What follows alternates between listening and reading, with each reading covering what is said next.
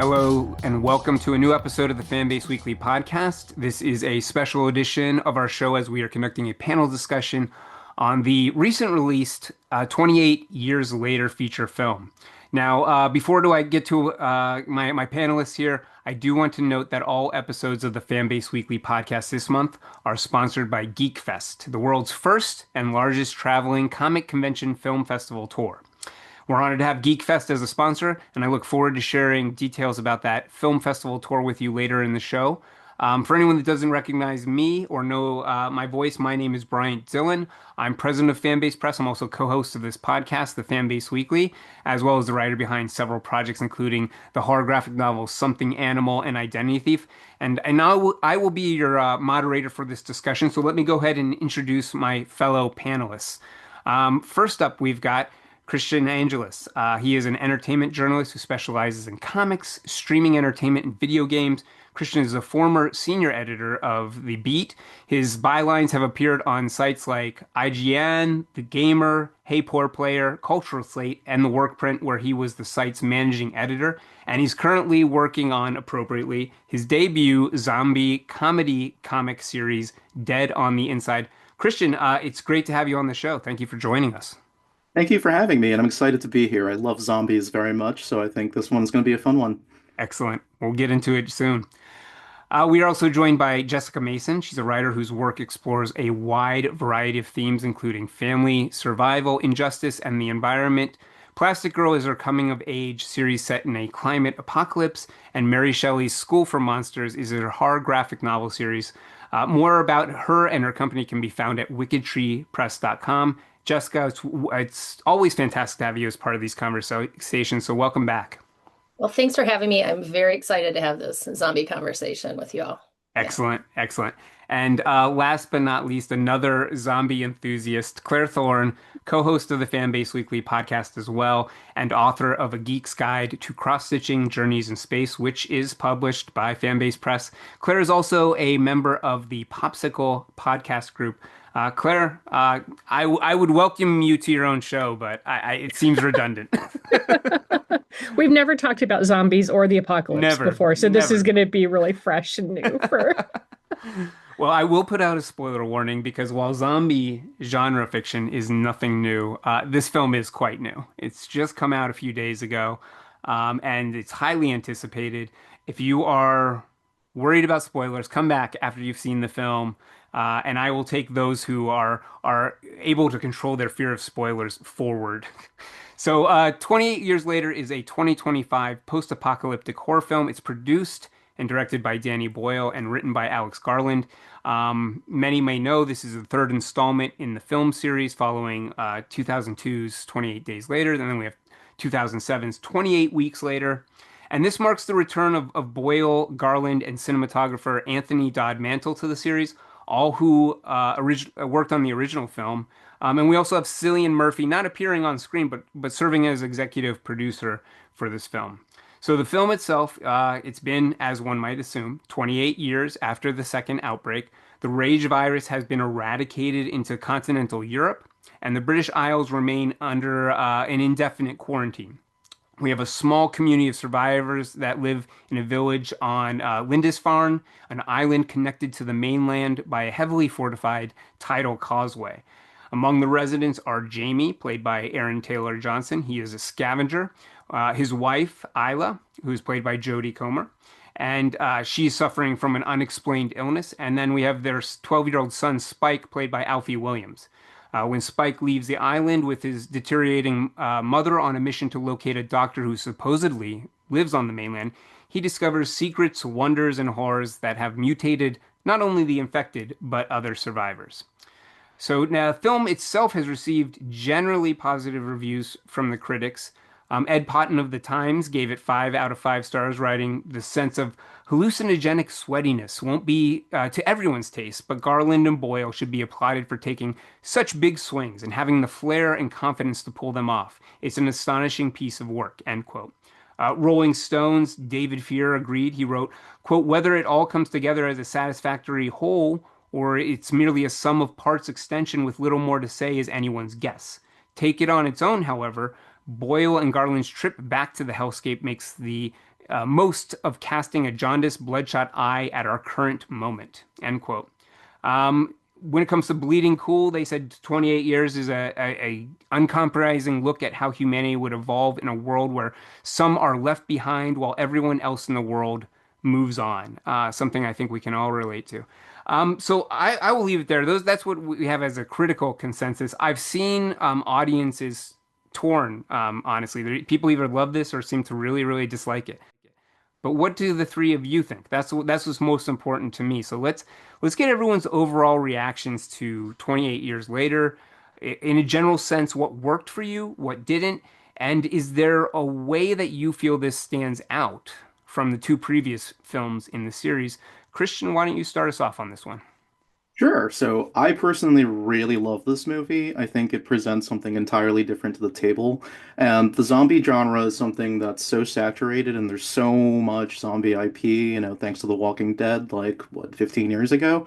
So to actually do something fresh and original feels really intriguing to me. And I thought that this movie did that in droves, mostly because it took what you would imagine to be a traditional like story structure, a traditional hero's journey, and kind of threw it out the window midway through. It's very different in its approach. It's more sentimental than it is horror, I guess, in a lot of places. And I really like that different sort of angle that they wanted to look at the zombie fiction. I think the biggest thing though that's sort of my complaint is the ending, but I won't get into it because spoilers. But I think that's unanimously the thing that everyone sort of was a little critical about for this movie, and it's out there, but I actually do like it because at this point, as somebody who's consumed pretty much everything you can imagine with zombies, I was taken aback going, I can't believe this happened, and I kind of want to see where it goes. And I think that's the point, to set up for the next couple of films. So yeah, I really, really loved it. So Yeah, we'll definitely get furthermore into the ending. It's very interesting because without getting too far there, it clearly is one of those situations where it's like, well, this is a continuing story, and you're like, well, that will work depending on what the rest of the story is, and we have to wait for that. But I agree with you. I think that there are a lot of interesting elements on this, and it was a lot more introspective and somber and sensitive than one might have anticipated. Jessica, what are your thoughts? Did you have a similar take or a different feeling about this film? No, I agree. I've like consumed so many zombie movies and always loved the zombie genre. So this brought something very different to it. I love that you start out with the father and the son. You're going on this very manly, we're going to go learn how to hunt and but also a very thoughtful journey with them. And then suddenly it shifts and you're with the mom and the son, which was really interesting to me. So I love that part. Now, when I did get to the end of it, it did take me, I had to process it for a day because I was like, I think I liked that movie. I was pretty sure I really liked that movie because my initial reaction was, what just happened?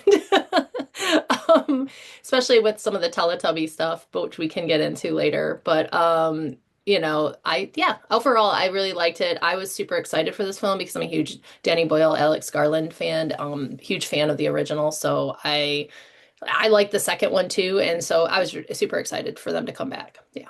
So overall, I really liked it.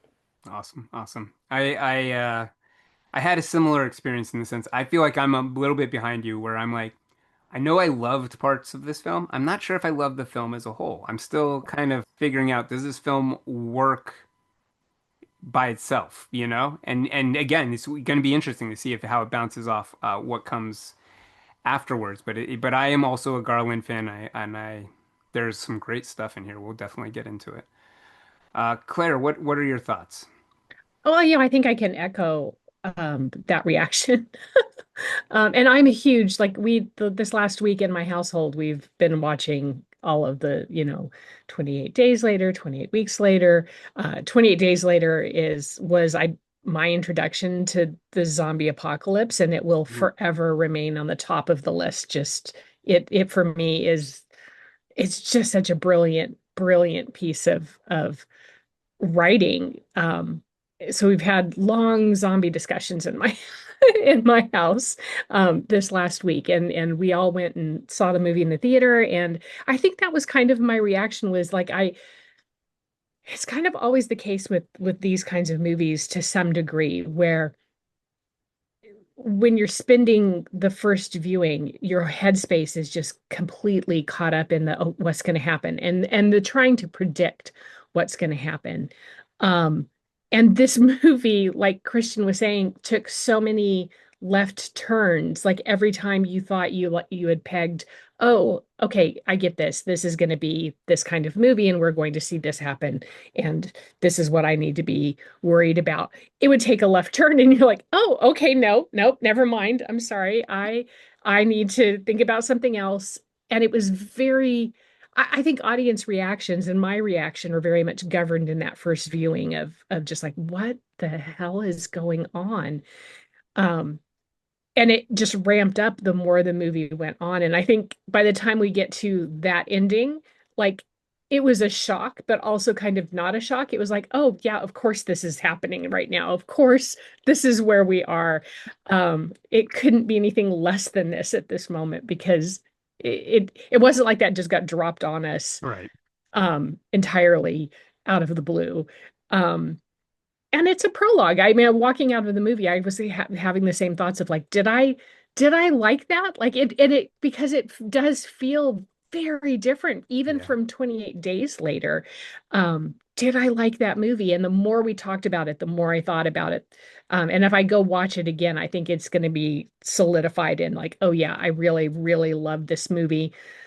It's a prologue. It's setting up some batshit craziness that is going to happen. And that might be successful, it might not be successful, but I, I just kind of love getting hit over the head with all of the crazy, like just completely crazy. Yeah. Can can we talk about how that Yes. was that 28 days later is your intro to the zombie world? Which, That's Yeah. fascinating to me because when I had watched tons of zombie movies and I watched 28 Days Later, and changed the whole genre. yeah. So it's such an Hmm. Mhm. interesting thing that that's where you started. At least to me, that's very interesting because I was like, Yeah. "Whoa, these are zombies like I've never seen them.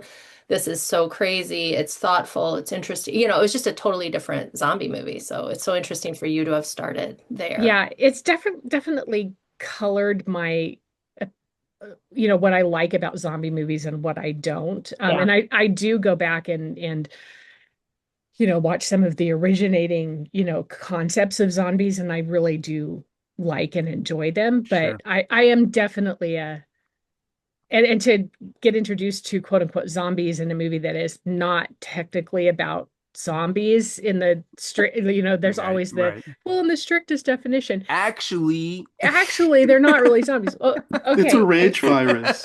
Yeah. And that's interesting because I do think that that kind of matters in a way, and it matters, and maybe we'll talk sure. about it as we go on. But I think in terms of some of the themes that they're bringing in this movie, Yeah. which I really, really like, the more I think about them, the more I'm like, I love the approach that they're taking on this. I think that it really kind of does matter that these aren't dead people Sure. technically yet, but yeah, It is interesting. I had a similar, I guess, background to, it sounds like to Jessica, where I had a friend that really pulled me into zombie movies. We were going to college in Pittsburgh, so we were in Romero territory. So we could go to the Dawn of the Dead mall and stuff like that, or there were Tom Savini would have like whatever a show or something, an appearance, and it was just in the culture. But so he was he was writing zombie stuff and he was super into this. And so I was watching a lot of zombie stuff, especially Romero's films. And he was, he's put one out, or I mean, he's passed, in the recently, or not recently, in the last few years. But the point being, he had released films occasionally. He started out with those three that were really the hardcore Romero trilogy, and then every so often he would put out a new one, Day of the Dead or Diary of the Dead, or he had so many. But what I found interesting is I think they had less and less viewers, and I see the zombie genre was reinvented by 28 Days Later. People were up in arms. Fast zombies, what is this? Oh, this is crazy. They're not real zombies. And then Walking Dead, which was already brewing in the comic world, came out and just like ate the world. And like we've had it, as Christian noted, for the last 50, I mean, it's still going on. And I know people that have just like phased out. But I find it interesting. We'll get into thematically some of these ideas about cultural amnesia. And some of that is going on in the zombie genre because I see people referring to like, oh, Danny Boyle's exploring stuff that they've never done in zombie movies. And I'm like, this is cool, but Romero and lots of others have been playing with the idea of like how much of a human is in there and what do the zombies do once they eat everyone and that has been a concept that is been explored, but at the same time being explored this way is a very different thing. So let me transition that into like we have a lot of great scenes in this movie. The one that sort of stands out to me is the opening, where we have these kids hiding in this. You referenced it, Jessica. The kids are watching Teletubbies during the initial rage infection. We have it seems a very religious family, sort of keeping them away from the horrors that are right outside the door. But it just struck me as I mean, it's nightmare fuel in the sense that the kids clearly are losing their shit. You know, they know what something is going on, terrifying. They might know the specifics of it, but it has both this nightmare fuel of like going back to, I don't know, there's something like a childhood fear there of like not knowing something, but knowing that it's wrong. And there's also this feeling of like that I feel more and more present as we go through the last few years of like our cultural our culture being insane in regards to threats. Like just looking the other way and going, well, this will save me. And clearly it's not going to. You can't close the door and make it go away. And it hit me very hard. So what scene stuck out to each of you? What is the scene from the film? And feel free to comment on that Teletubbies one if you want to. But is there a specific scene that really hit you a certain way, or opened your eyes to a certain, a certain insight to the film, or just was really visceral, whatever it might be. Jessica, why don't you start us off? What was the scene that really hit you hard? Well, I want to talk about what you just talked about, but I liked the contrast of the opening scene with the way that the island community worked with children, Hmm. because it was very, like, to me, that was just such a great contrast because, modern world wants to protect children from everything and not talk to them about it and not prepare them for it. And then once they're faced with it, it's just this like horrific all at once kind of thing where kids always know that it's happening. So they're just more afraid, I think, and more unprepared. And then you go to the island and they're training, they're being introduced to it, they're being told that it's out there, but they're also like celebrating these big moments and having like a normal life as much as they can. But it was like an interesting contrast, which I really enjoyed, of like how people deal with children, and the horrors of the world, and how it is really important to have some kind of honesty with them, because they are little they're little people. They're not like, things. So that was very interesting to me. I will say the scene with the crawlers, Yeah. which I don't Mhm. like. I'm just gonna put it out there. But we needed a new zombie, I guess. Although I think I've seen something similar to them, and but the scene where the dad is teaching him how to hunt with the crawlers was so tense because he's so focused as a father on getting his son's first kill, and the things, other ones coming up behind him. And I'm like, oh my God, are they going to kill the dad with Right. this slow motion crawling zombie that eats worms? That's crazy. And then, yeah, that scene was just perfectly done, at least in my opinion. I enjoyed it so much. It set up kind of what to expect, I think, from the zombie world. So that one I did really like. It's a good point because like you're waiting for that kind of Brendan Gleeson moment from the first film where like Mhm. somebody just gets infected in a real casual like silly way and Yeah. they play with those expectations. What did you want to add about the opening scene just so that I don't miss that? Well, that was more just how the parents, just like with the pandemic and us, when I mean, Sure. I went through Yeah. it as a parent. It it's like we asked ourselves so many questions, like how much do you shield them from Yeah. it Yeah. when their whole world has been dismantled? They're stuck inside. You've got them locked in a room watching television, That's a watching, fair point. Yeah. and it's very like without saying the pandemic, it's very the pandemic. And, it's like all the kids are in a room staring at the television while the parents are out there going, oh my God, we got to clean the groceries, we got to do this, but which is much better, obviously. Right, right, right. No, So I adored that scene and I liked what it set up at the end, but I didn't even, I don't know if we're ever going to talk about the end, so I don't want to be the one to do it. we'll get there. We'll get there for Yeah, sure. okay. All right. So And yeah, just real quick, Christian, I know you want to add something, so we'll go to you. But I'm just realizing now, I hadn't really thought about it, that the way that they're treating the children in that first scene, that ends up being flipped with the way that we see the family treating the mother. She's the one that they're kind of lying to and keeping, you know, her oblivious to things. Christian, what did you want to add on this? Oh, sure. So, you mentioned the crawlers. One of the things I liked about, I guess, zombie fiction is its evolution over time. And I was reading an interview. I can't remember exactly where. It might have been Screen Rant, but they were talking about how they needed to introduce like new zombies because a lot Yeah, of this is about environmental settings and what's changed, how to sort of the world sort of changes over time, and in particular with zombies. And the crawlers were really fascinating to me because it was like, how does a rage virus evolve? How do these types of zombies essentially continue onwards? And yes, you could go with the you get stronger, bigger, faster, which is sort of the case with the alphas that they introduced in this movie. But more right, importantly, with the crawlers, you can sort of see almost like a weird de-evolution of where like a rage virus zombie could go to, because essentially they're eating worms off the ground because they found out that they could survive just by being ground feeders. So like that entire premise of like introducing this new zombie actually ties in directly to the world because it's like how do we keep these things going and how do we make it scary? Well, they're going to be living off the bare worms, bugs, and whatever they can grab on the floor. And when they find a human, yeah, they'll totally go after it. But I always found that sort of fascinating about how we can evolve and change because I think that implementation of a new idea into a form of fiction is sort of how the genre stays alive. It's how, I guess, all stories kind of continue on with a new interpretation of something you've seen before, you know? So I always found that really fascinating. absolutely. What scene stood out to you, Christian? I'm gonna go with the one that everyone loves, and that was the brilliant marketing campaign of this entire movie, which is the Boots poem by Rudyard Kipling.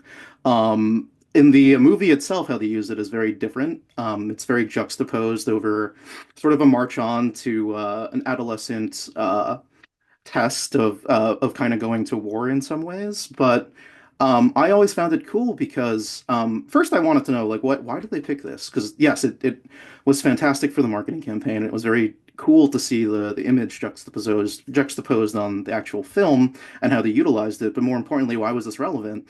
Well, I looked it up, and apparently that's the same anthem that what is it the Great Britain used to train Navy SERE training. So like it's part of something that the UK itself invented to train their soldiers as they marched on to war. On top of it being obviously a very famous poem about war and the unnecessary like nature of, or not unnecessary, but the nature of like having to grind and go to the next battle per se, which is very much the tone that they're setting here.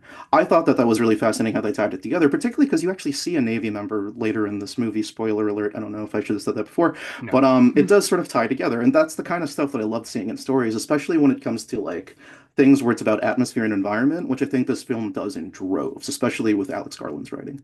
So yeah, that was mine. Definitely agree with that. That was incredibly it's incredibly interesting how powerful it is, and I'm sure only a certain amount of the audience is getting the true depth of that inclusion, but I found it very interesting as well. I was going in down a rabbit hole last night, like into like the various recordings of the poem and how it's been used and other places that it's popped up. Very interesting. Claire, what scene stood out to you? Um, well, thinking about the poem, I really loved, and that's probably one of the areas of the movie that I really desire to go back and just like look at scene by scene. But I interspersed throughout the whole movie, I love the way they use like either flashbacks to people's past or like just suddenly imposing visual elements out of nowhere, like where you really did kind of feel like, if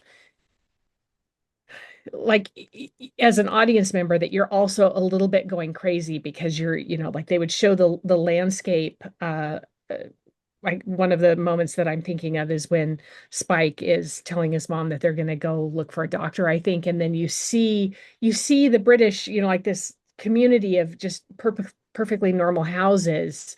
Um, and then it flashes to what they look like, in the current day. And so there's like visually, I think they just were doing such a good job of setting up this just constant sense of just insanity in the audience where you're like, wait, what is, are they remembering that? Is it you like we're capturing these like visual glimpses of uh things that the characters are hoping to see and they're not. And in terms of using the poem, the way they interspersed, scenes from uh like Shakespeare plays and movies and just like elements of British culture and history and war scenes and all of these things coming together. It just was a fascinating way of depicting, this father and son stepping out of their little, safe community and back onto the mainland and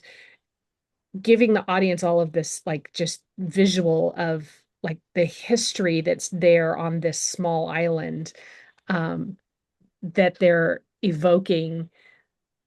That was fascinating to me, and I'm gonna really love, I think, going in and just seeing everything that they like studying what they put into all of these scenes. I thought that was really interesting. Um, I think that just the scenes that Ray Fiennes showing up in this movie is just like opening a door and is such a, again, left-hand turn, you know, completely upending my expectations of what his character was going to be. I cannot overstate how delighted I am that he is not the villain of this movie, like he's not something to battle um, in the movie. I think the scene and they set up his character so well, and it's such a tense thing. But I love the scene that we get when I think it's the grandfather describing like, oh yeah, we knew this guy and he went crazy, and here's why we know he went crazy. And they show the field where he has pulled all of the bodies and they're all lined up. Um, and he's like waving like, hey, come join me.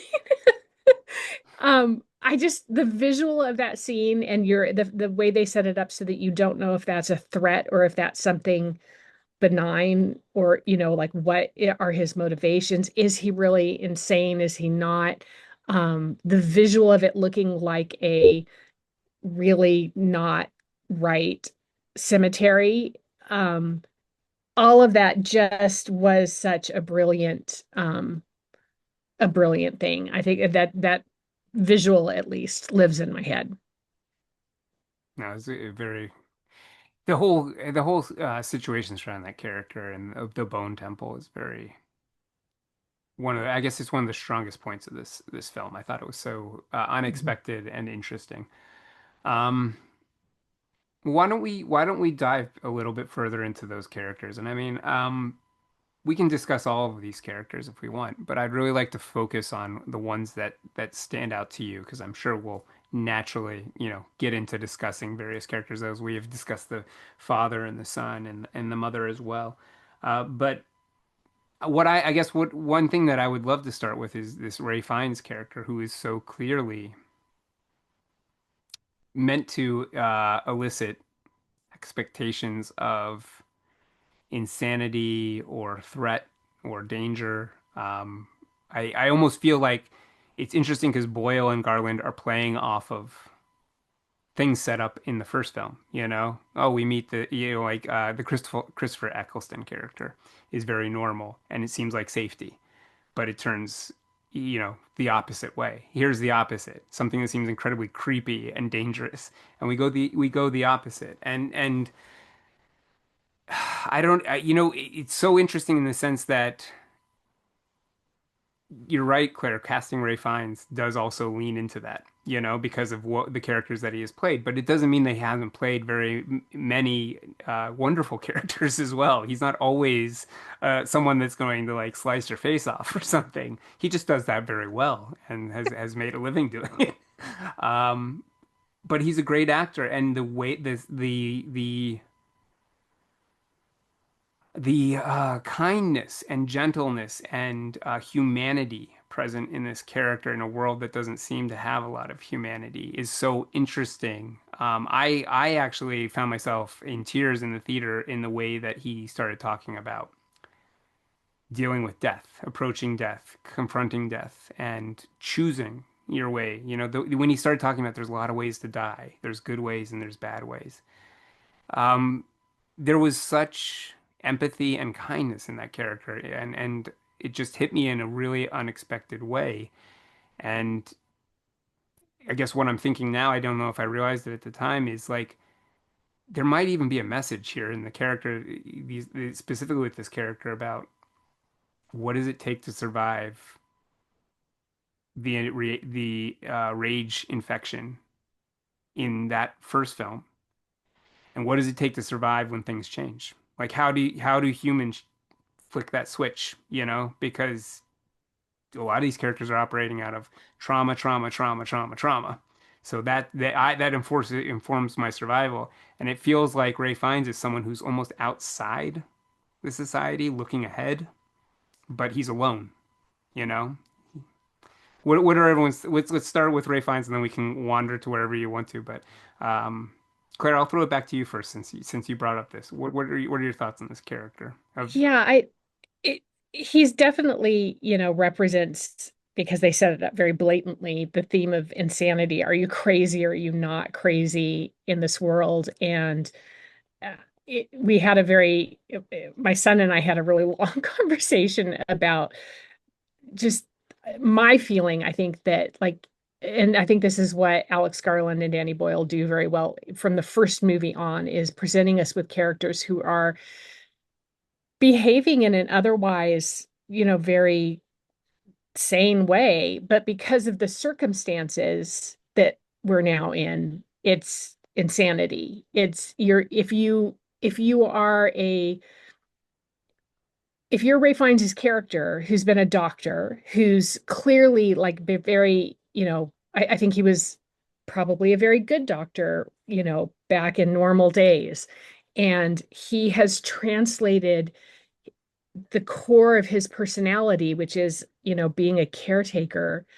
And he has done his best to continue I think he's probably the only really honest character. That's another theme, are we being told the truth, or are we Yeah. being told lies? I think he is the character that represents what it is to live purely and honestly to yourself in this world, and being a caretaker in a world where you no longer have people to take care of and you only have the dead.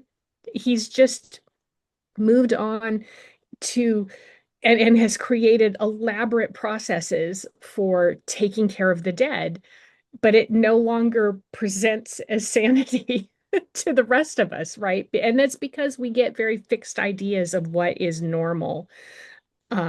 In our experience, it is normal to die in a way that is probably very removed from uh, anybody else seeing what happens. We do not put death out for display in our societies. What we do with human bodies is like done behind a curtain, and then not, we don't all participate in that anymore. And that's a pretty unique place to be in human society, because for millennia prior to us, I think what his process of handling a dead body would have been very normal for most of human society.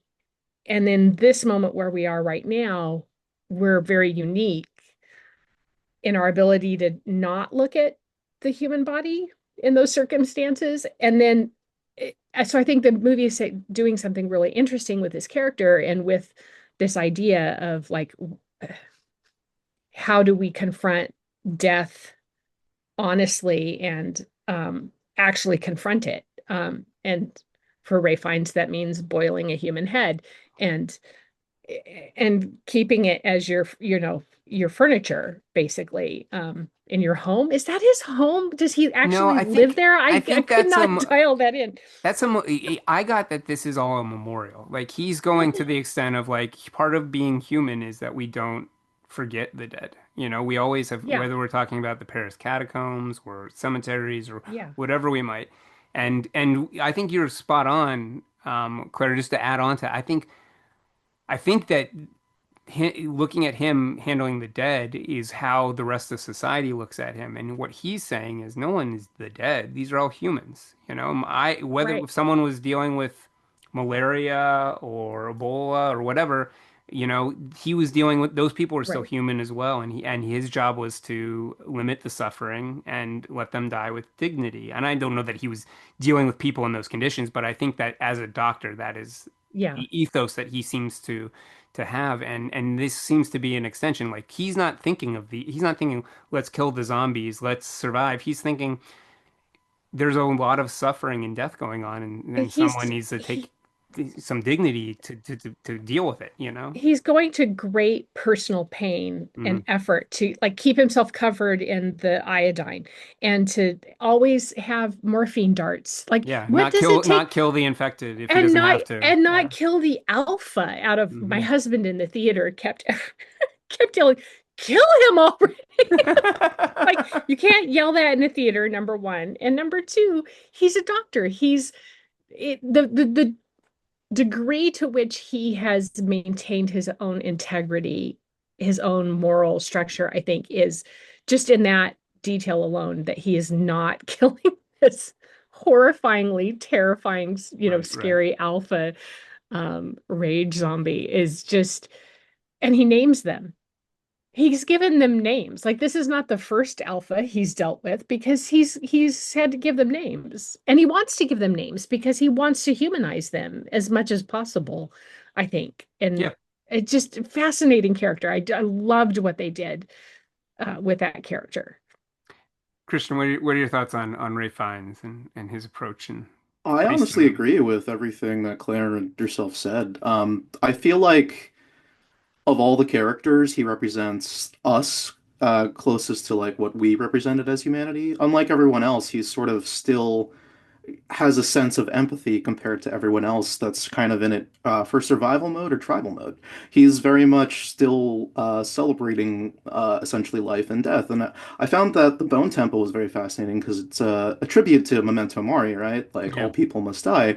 And his whole approach to it is very much a celebration of a process of like life, essentially. And one of the reasons that particularly find this fascinating as well is because so much of this movie, I think, as you mentioned, as Jessica, I think you mentioned before, a lot of it's based on was it COVID? A lot of it's based on the pandemic and loss, and a lot of the creativity here are metaphors for what we were experiencing regarding Brexit, regarding COVID-19, regarding isolationism, and most importantly, regarding a whole lot of loss that's happened the last 5 years. I say that personally because I've lost a lot of people since the pandemic, and it's been really hard, and no one's really tried to address it in a can we remember the dead? Can we memorialize it in fiction, at least that I know of, until sort of this movie, which is why I really appreciated and thought it did something entirely different.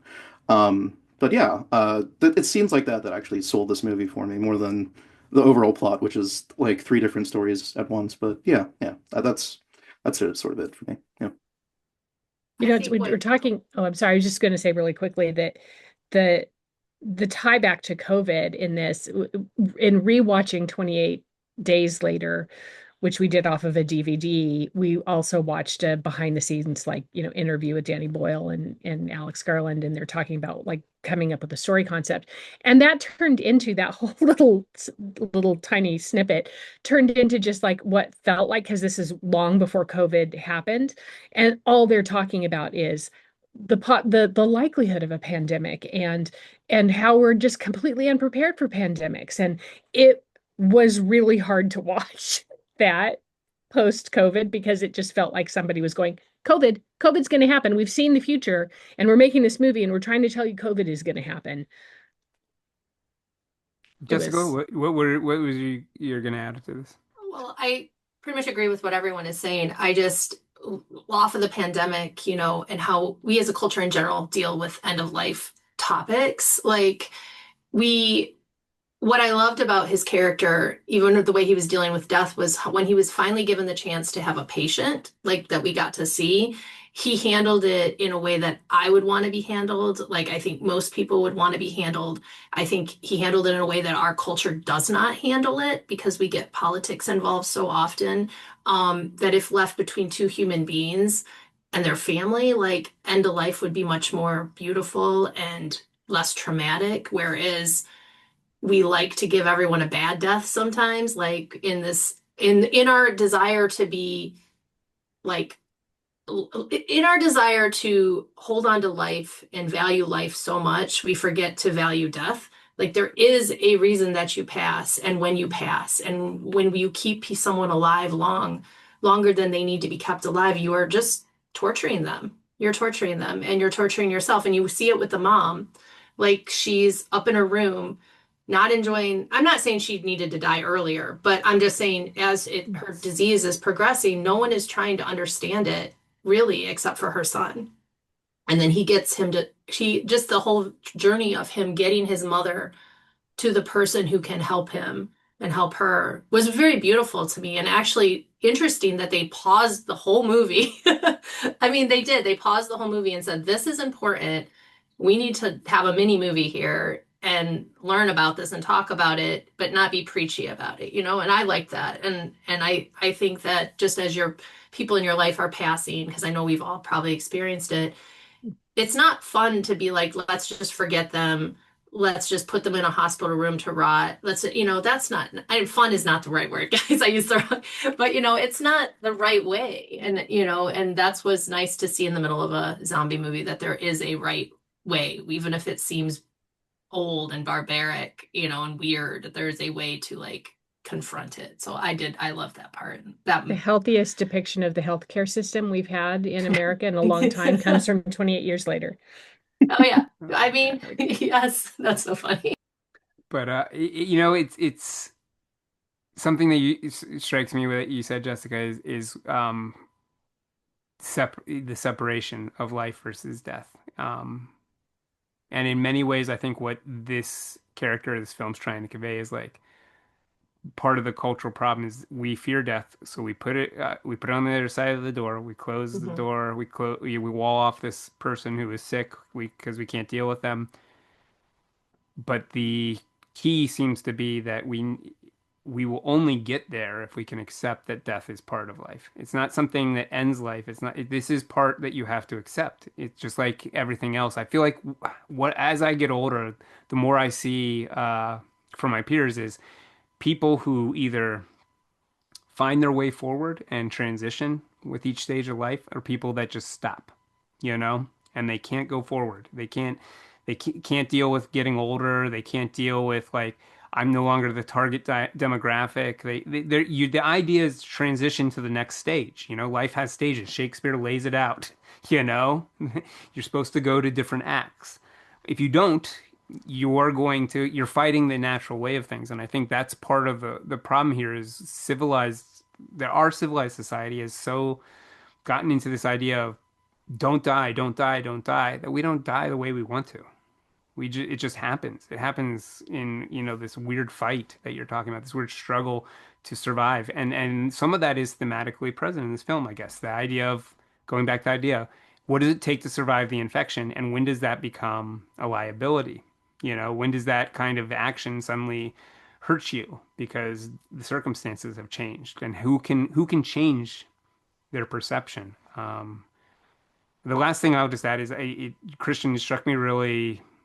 We've talked a lot about the pandemic and how it's hidden in ways of what we've lost. One thing I feel people still don't deal with is in our own world, in this geekdom world, is like we keep looking for these box offices to return, and they can't because those people are dead.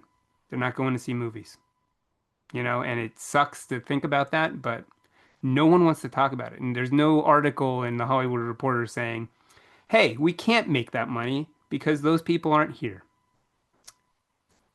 We're afraid to address that topic, unfortunately. but we're going to have to, I think, at some point to get to go forward. And that maybe that's what this film is about, because we have these things that I hear from all of you that are very helpful about this return to this small society, this town where everyone knows each other, and how they're focusing on certain positive things. But then there's also these aspects that are holding them back, that are making them more superstitious, more isolated. Um, so it's an interesting juxtaposition, especially where we are culturally. Um, yeah, I don't know. Are there other characters that really stood out there? Jessica, do you have something to add? Go ahead. Did you want to go, Christian? I thought you were.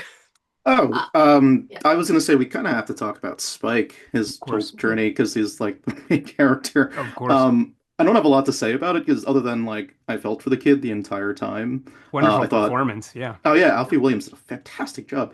Um, I guess the part that really struck me is sort of like in the midpoint of the entering Act Two, where they're celebrating his first, Mm. kill, his essentially passing the trial type situation, and immediately the thing that he gets out of that is bullshit. He's like, this is all kind of bullshit. Yeah. Everything is. Everything around me is just fake. We're all I know, faking. exactly, and it's something yes a teenager would say, Yeah. but in this literal circumstance, it's like he's not wrong, Oh, and I feel like it's a cultural commentary on isolationism and sort of how the tales that we tell are more bombastic than the actual like reality, which is always sort of gray.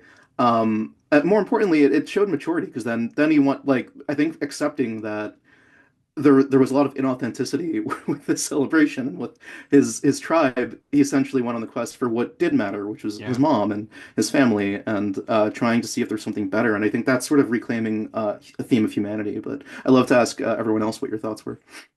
I definitely agree. I think it was a coming of age story that was his, and I felt such empathy for the character for the exact reasons that you said. I feel like I've been through that experience where the curtain has dropped. You realize that a lot of the things that hold society together are fake, or people that you think know things tend to, you're like, oh, well, a lot of people are just acting like they know things, and that's part of, I'm not even necessarily talking down on that. That's part of how we survive, but you don't get told that that's part of it. And so the fact that he was pragmatic enough to kind of go, well, what matters in my life? I relate to that. I feel like I related to the idea of being a someone who's more sensitive, sort of outside the male culture, and but feels like they want to fit in, and then kind of finding their own path. But I would be interested, Claire, Jessica, did you have a? I feel like I'm taking a very male perspective from it. Did you see this differently? I didn't see it different. I think that it was so natural for him to look up and idolize his father and his dad in the beginning. I'm like, that's the kind of dad I would want. He's Sure. like showing him, he seems thoughtful, he's making breakfast, he's taking care of his mom. And then that one night, his dad just lets him down in such a monumental way. Like he makes not only in the storytelling of what happened out there, but then when he cheats on his mom, which is also a product of not facing death, like just being in this weird perpetual state with her. Yeah. And I thought it was a huge moment I think it happens with fathers and sons. I mean, I saw it happen with my dad and my brother, that confrontation, whether it's violent or something is pulled, you realize your dad is just a man who makes Yep. mistakes and you have to confront that.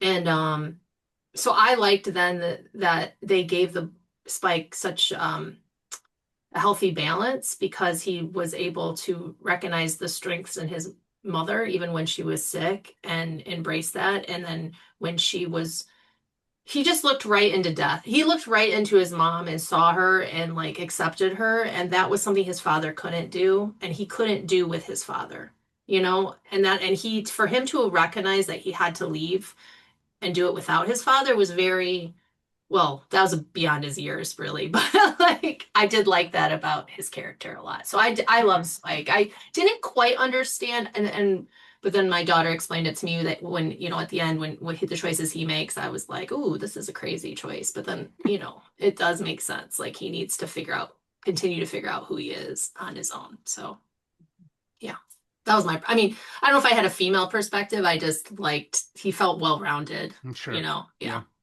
Claire? Yeah, well, and I do.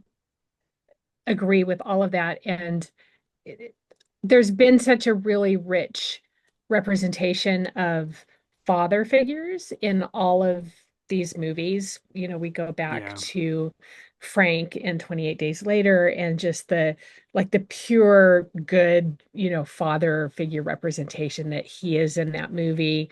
But then you move to 28 Weeks Later and you have Robert Carlyle's father figure, which is like the antithesis of that. And so I think it's a you know very nice natural progression that they can are continuing to look at you know fathers being not always that great. And there and it's again like kind of throwing rocks at the idea of the parental figure being someone you should just automatically respect because they're your father, they're your parent, or you know whatever it is. And I think this movie treats that very interestingly. The whole scene when they come back and the dad is drunkenly, you know, lauding all of his adventures.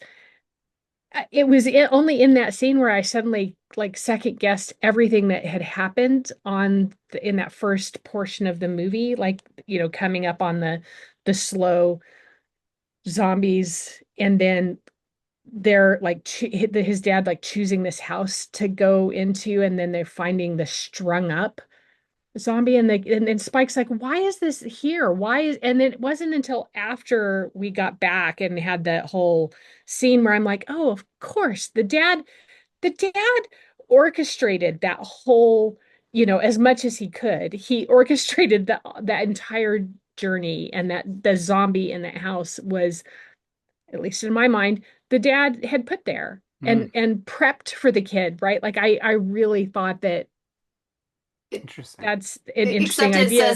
says Jimmy on it.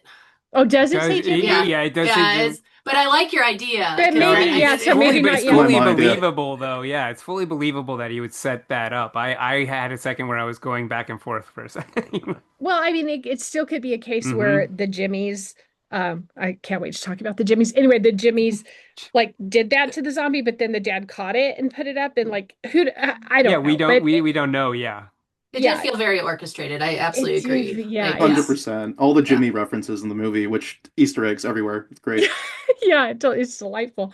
Um, so why were we surprised at the end? Anyway, yeah, it just that whole the whole representation of fathers and the idea of and it goes back, Jessica, to what you're talking about, where the kids in the opening scene are being sheltered from what's going on in the world. And that fits very much into, you know, I came from a very sheltered religious background. I would have been sheltered from the Teletubbies as well. Like that would have been seen Yeah. as equally evil to an actual zombie apocalypse. So it, it had a very cult feeling to it. Like everything, you know, you can't Well, not have a Well, and communal, again, a you very know, a horrible commune. father. yeah, You another know. Yeah, horrible. That's what I was exactly. saying. Like, I'm not sure that that community didn't exist that way before the zombies Sure. happened Yeah. as Right. Right. well. Right. Like, they're a little suspicious, but yeah, it's the idea of lying to your children to try to protect them should kind of go out the window in this circumstance, but we see that it doesn't. Human nature is still so strongly ingrained in just like, okay, we're going to and to see this kid recognize what's going on and have the maturity and the self the ability to assess himself in that so that he can then make the choice that he does at the end and say, okay, well, no, I'm going to go out into the world and I'm going to find the truth, basically. I'm going to figure out who Yeah. I am in all of this. That's I love that. It's really interesting too. I think one of the things that you're highlighting with this conversation is I didn't realize how many times in the film series we have a child or a lover or a family member confronted by some horrific moment of attack or violence, and but also having a more traumatic moment of like, oh, I can't rely on the person that I love. There's this person that I trust who's supposed to protect me. He tells me everything's going to be safe, and then this violence comes in the door and just tears that to shreds right in front of your face. And it feels like, I don't know, as I'm thinking about it, I'm like, this is this just a human trauma?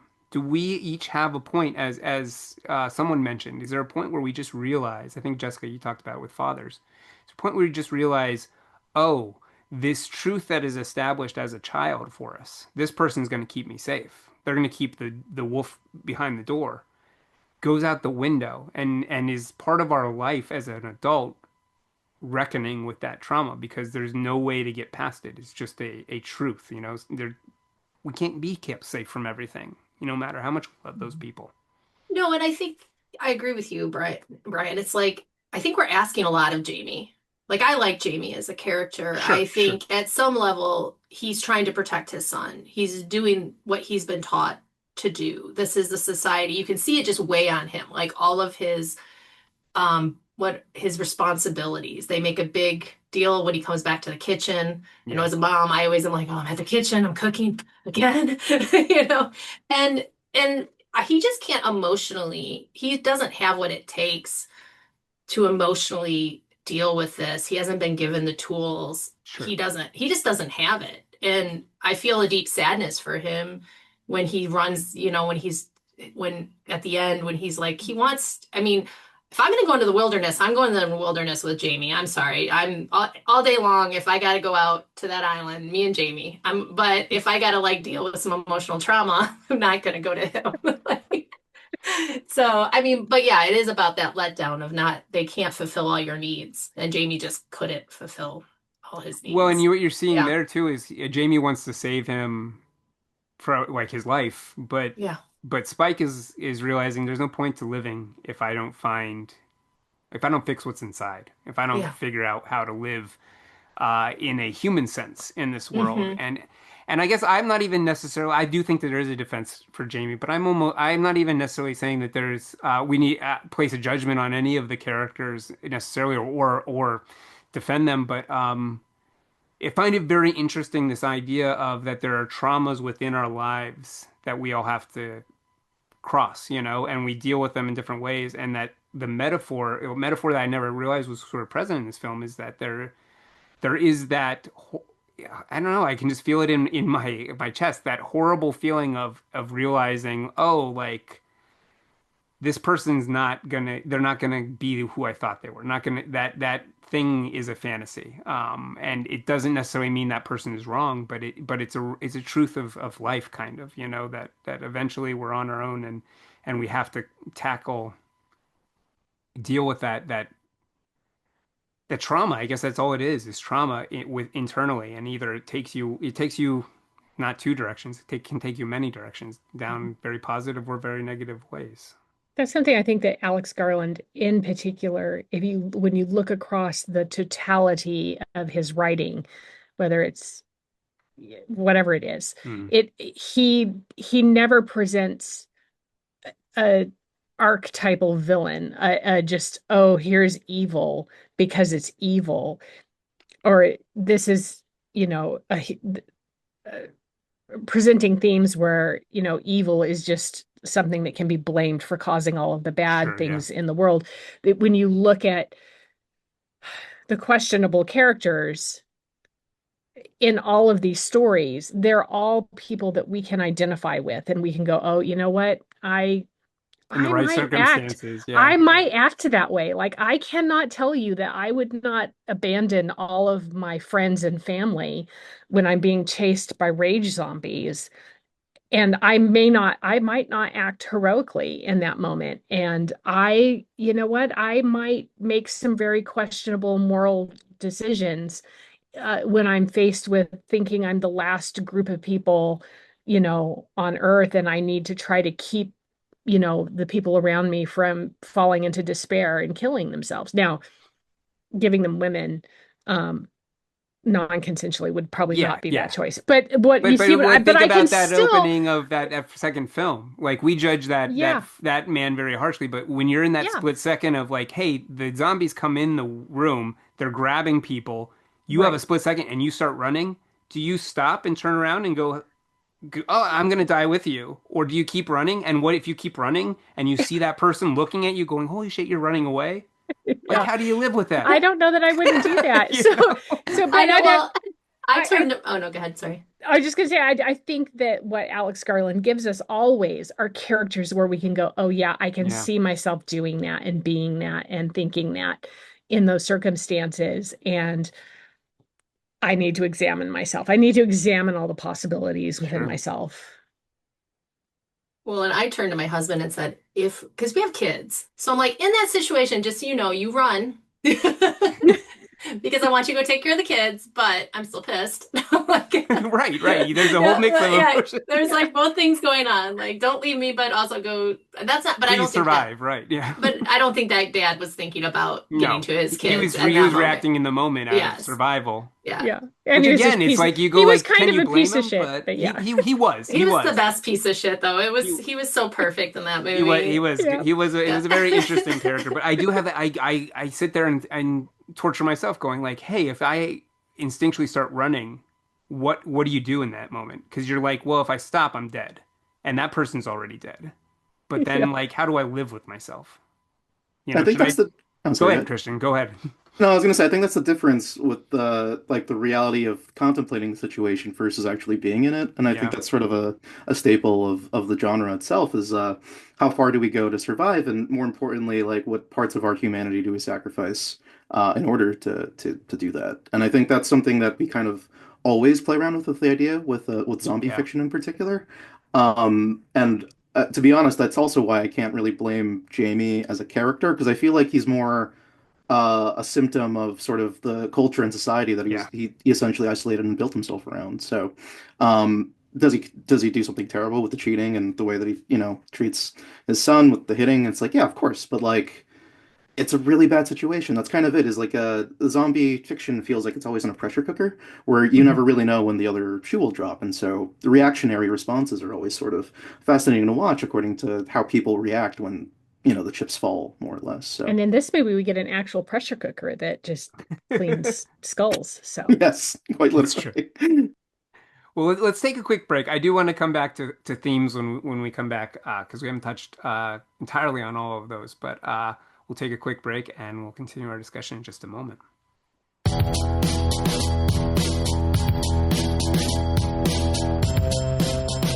right, welcome back to our panel discussion on 28 Days Later, or 28 Days Later, 28 years later, not 28 days later. We're on the third film for this one. And I just wanted to circle back to some of the thematic subjects that we've touched on a number of them. We've touched on the idea of COVID and Brexit, sort of inspiring Garland and Boyle for this. We've touched a little bit on memento mori, which I think is very important. The idea of remembering that you must die and how we deal with that. But the one, I guess, the one that we have touched on as well, but I'm also very interested in is social regression and the idea that this film is Garland and Boyle's fear of social regression. There was a article at Den of Geek where Garland was quoted saying, "I was born in 1970. I think for a lot of my life, it felt like I lived in a progressive state, which is to say, a state of looking forwards to how the world will be more equitable and more fair. But in the last 10 to 15 years, and I mean this in a literal way, it's become more regressive. There's a lot of looking to the past, and it's a version of the past that has some component elements in it. One of them is amnesia, which is simply forgetting or omitting some elements of the past. It's really like it will cherry pick. It's selective in what it chooses to remember, and it also misremembers. And he goes on to talk about how his last few films have really been preoccupied on this sense of amnesia of lessons that felt impossible to unlearn. He referenced the Second World War, and then mentions democracy and other elements that are kind of just, as he describes them, being blown apart. That our understanding of how it was supposed to work, the general approach to what was best, has disappeared, and we are falling backwards.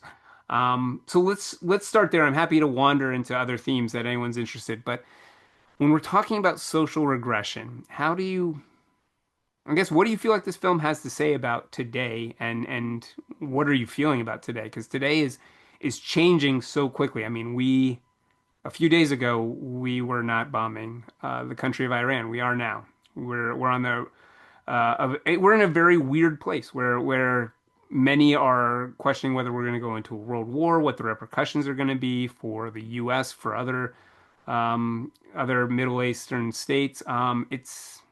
It's chaos, and it feels very close to the vibe of this film. So I'll leave it there. I want to hear your thoughts. Christian, why don't you start us off? What were your thoughts on social regression and what this film has to say? I think this film really hits that on the money, particularly with, I keep mentioning Brexit, and the reason that I stress that is because a lot of it has to do with the UK's history as an isolationist state. For the longest time, the UK was very much the colonizer and the kingdom for the entire world. But then I think post-World War II, you basically saw them sort of withdraw from alliances and from intermingling in other people's affairs, particularly in the rebuild era. But like the truth is when you start doing that, when you cut off globalization, when you stop having conversations with the external other, whether it be countries or somebody who isn't of your opinion or beliefs, what essentially happens is self-imposed isolationism, random thoughts, and xenophobia of people out to get you. And then you sort of see a collapse of a democratic government or society, which is, I think, very reflective of the time now, which is why I can't stress. I love this movie because when I saw this, I was like, this is a commentary on what happens when you start isolating yourself entirely. And I mean, the US is no, we're not doing that entirely in some ways, but in other ways, we're totally pulling out of alliances and allegiances and people that we used to consider our friends the past, I guess, not even, I was going to say a couple of years, but the truth is it's only been a few months.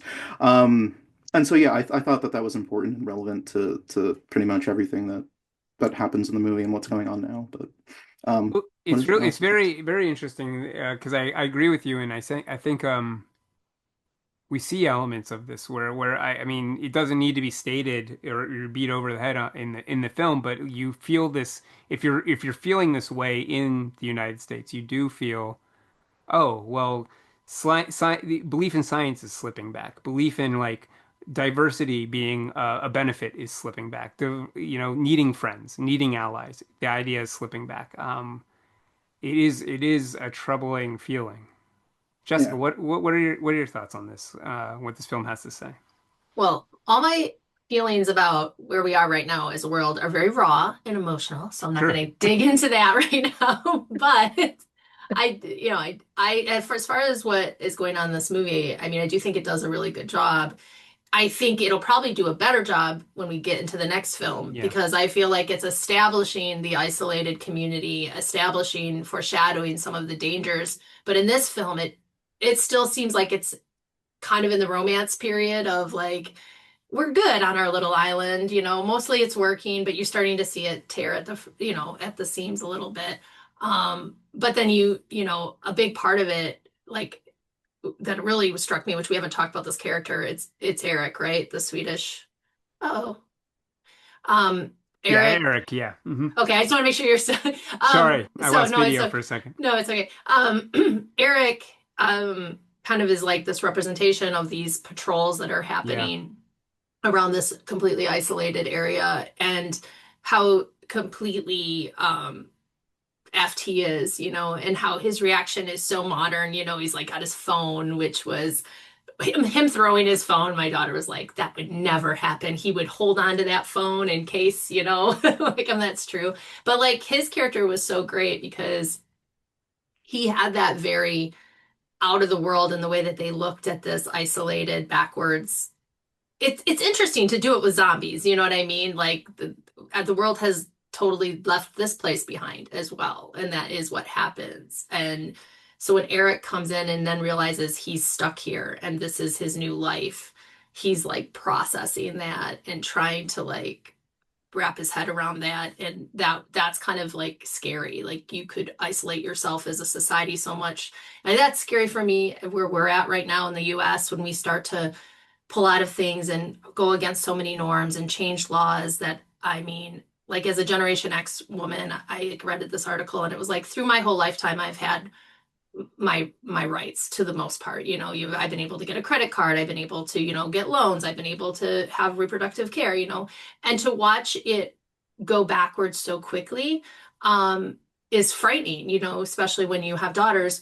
And I'm just using this one subject, but so like when you feel it in the movie that you could get completely left behind by the rest of the world,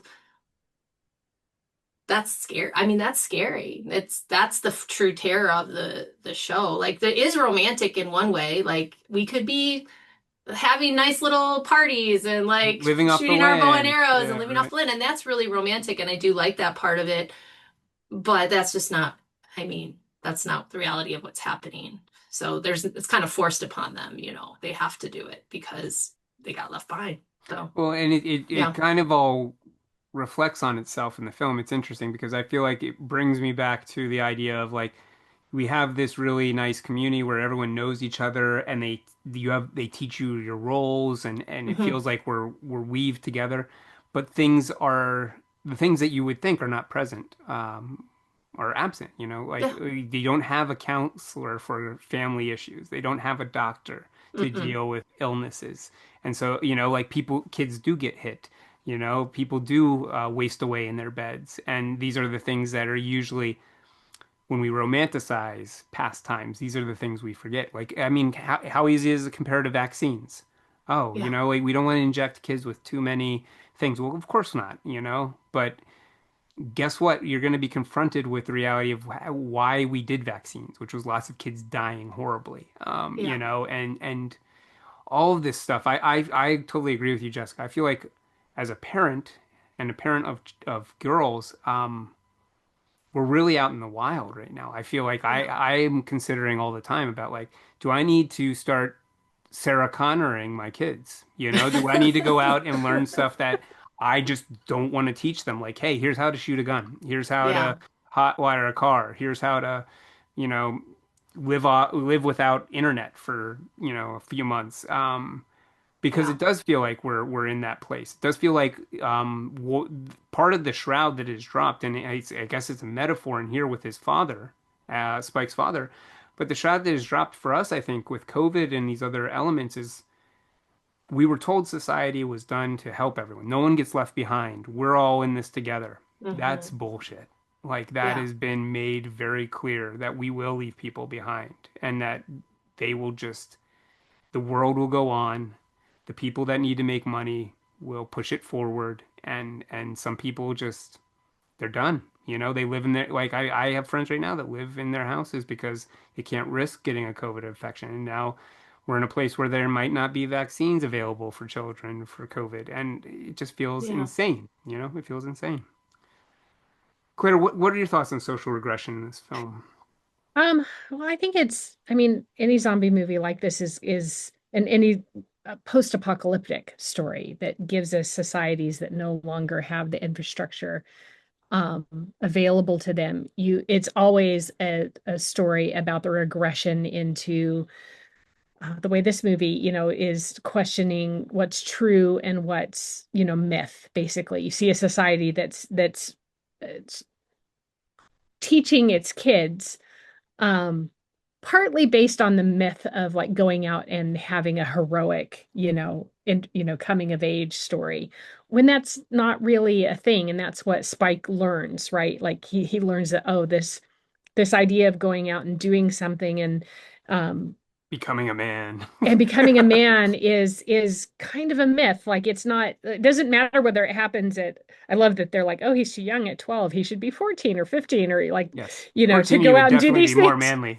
Yeah, exactly.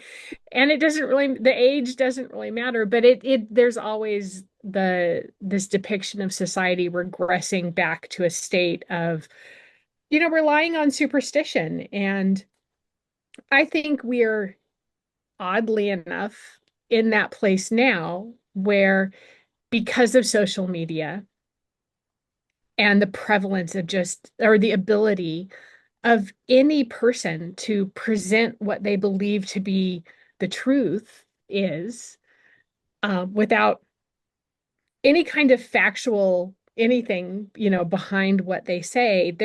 We live in a society where the creation of these these groups of people is rampant. They're not necessarily physically isolated, but we have little tiny um, societies growing up all the time in these bubbles of social media where they might as well be on an island all by themselves with no connection to what's actually happening in the world around them because of this ability to just, get on to a platform and say something as if it were factual.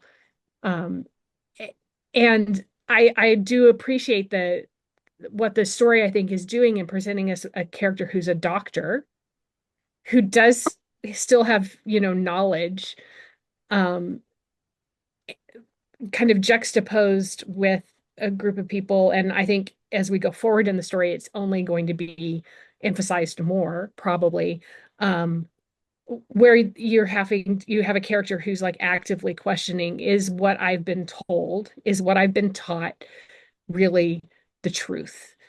Um, and so I love that dynamic because that's something I want to kind of constantly, I think that we should have constantly in our society, is this constant pushback of, but wait, there is a way to know facts, and there's a way to establish facts and to test for facts and to, provide evidence for facts, and that we need to be asking that of society so much more than we are. And that's the real regression, I think, in society that bothers. That's one of the real regressions in society that's most bothering to me. It reminds me of that famous Carl Sagan quote where he talks about like fear of a new dark age, because we really do feel like we're fulfilling that, where superstition creeps back in and scientific knowledge is becoming viewed with a side eye. And not that like scientific knowledge needs to be accepted as truth. I mean, the whole point is that we learn and continue to learn with science. But there is a real, people have really leaned into the advantage that they can get out of obscuring these facts. And so that has led to what you're talking about. Um, there are two things I want to make sure we get to talk about, and they come out of this comment that you had, Claire. I want to talk about community because it's something we've been talking about all this year. But I also want to make sure we get to talk about the Jimmies because we can't tease the Jimmies all Well, all we have episode to talk about and them not too, because yeah, yeah. because regression is when we should talk about them because they starts out with the Teletubbies, and then they're dressed like the Teletubbies at the end, right? Am I wrong? I Like, didn't, Oh, I I thought they were didn't, the Power Rangers. Sorry, go ahead. I didn't put that together, but you are right. They are very I didn't either. My daughter did. She I goes, thought "Oh, that they're they the were just like, Teletubbies." I just was like, are these eccentric footballers or something like? I I got a full like Clockwork Orange vibe So that was what Yes, the vibe as I well. got. Like, oh, Yeah. yes. Well, but yeah, no, let's. I completely agree. Like, I think that the vibe that we're getting is whether it's directly Teletubbies or not. I think it's very much informed by like What he witnessed through. Yeah. characters. Yeah. Hmm. They built characters. Sure, Yeah, I sure. I think they're stuck in that. They're totally yeah. regressed back to Well, that time, that moment, and that's where they're stuck. And that's what Spike is probably going to be dealing with. Like, let's go ahead and dive into that. So for anyone that has not watched the film recently or does not know what we're talking about, we get a very hard turn at the end of the film. We have essentially we have a film that ends, and then we're introduced to a group of hooligans, is the way that I would describe them. I don't know if they had croquet mallets or what it was, field hockey sticks or something, but they were clearly like beating the crap out of these infected with implements of some sort and doing wild acrobatics that almost felt outside the film. It felt like a Guy Ritchie film all of a sudden. It was like Danny Boyle stepped out, Guy Ritchie stepped in, directed one scene, and then we ended the film. Um, but yeah, they what I found really interesting, I didn't realize they were the Jimmies until I looked at the cast, and they're all like Jimmy this and Jimmy that, and then there's the King Jimmy or the leader who is actually Jimmy, I guess from the beginning of the film. Hmm. Um, I guess what I would just set up before we talk about your impressions further about what the Jimmies are and what will be explored is we do know that Nia DaCosta is set to direct a sequel to this film. It's going to be the second part of a planned trilogy. That film is titled 28 Years Later, The Bone Temple. So clearly it's going to tie into Ray Fiennes' character in some manner. And that's coming out January 2026. And then the other thing that I wanted to mention is in that same article that we were talking about, where Alex Garland was talking about regression and amnesia, he also had another comment in reference to like the return of feudalism and perhaps even kings and queens in the UK mainland. He says, "quote I'd say let's see if we ever get to make three movies because it would essentially address that. If you take technology away, where do people look, and what is it that they choose to remember, and how do they configure themselves?"